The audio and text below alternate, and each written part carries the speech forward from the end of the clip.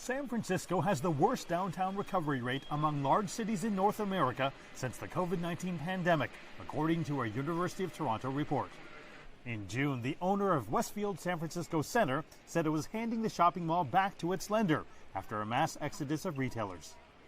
In the same month, the investment firm that owns both a Hilton and Park 55 hotel in San Francisco said it was ceasing payments on a $725 million loan.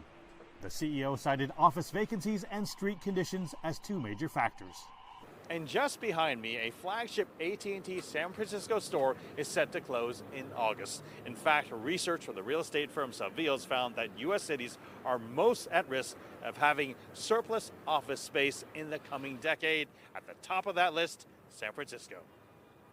With office vacancy rates around 30%, some academics and business leaders have cited the potential for what's called a doom loop.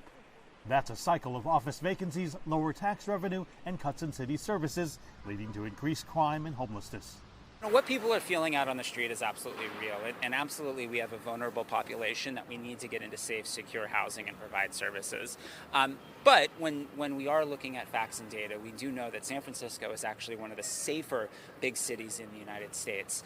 San Francisco's mayor has put forth legislation to ease rules to turn vacant office space into housing. Maybe we're converting some of these office building into new homes for people. We're going to see that vibrancy, we're going to see that excitement, we're going to see that enthusiasm to shop, wine, and dine in San Francisco. But all across town, places for whining and dining are now empty spaces. What we have right now is being up and down. Usually, I think most people working from home still. So if the people don't come to work, then we don't have business. Kachanok has reduced kitchen staff from 5 to 2 people. She's not confident business will ever return to the way it once was. I think people are afraid to invest because they don't know whether they're going to make it to make a profit for doing that, because you cannot tell if the people coming back to work. She also says there's been a drop in tourists, though the ones we spoke to were pleasantly surprised by San Francisco. It's really clean. I think it's actually really clean for a big city. When we told people we're going to San Francisco, the most overwhelming response was, ew, why do you want to go there? So not as bad as we thought. I'm glad that we came. I was a little nervous about coming in, even thought about canceling our trip. But we did a couple of tours with a couple of tour companies and they were great. Bye.